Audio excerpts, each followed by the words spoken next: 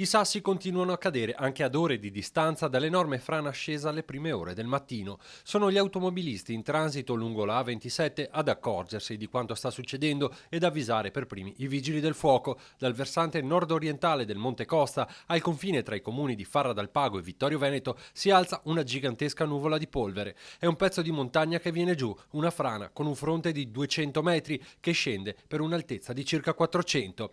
Centinaia di migliaia di metri cubi di ghiaie e di bosco si riversano a valle, scattano le verifiche dei vigili del fuoco. Il sentiero 949 del CAI per motivi di sicurezza viene chiuso. I massi si fermano a circa 150 metri dalla strada serrata che porta alla Casera Lastrone. A Vittorio Veneto si prendono precauzioni.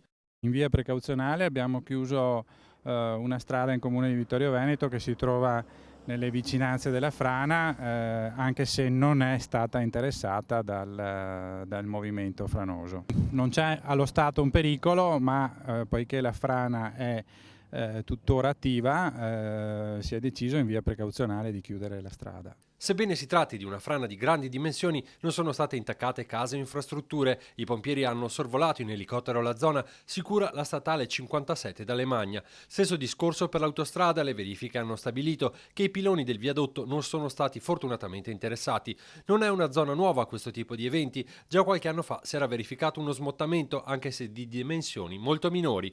A scopo precauzionale, tuttavia, anche nei giorni prossimi proseguiranno le verifiche da parte degli esperti. Per domani è previsto un ulteriore sopralluogo per verificare lo stato della frana.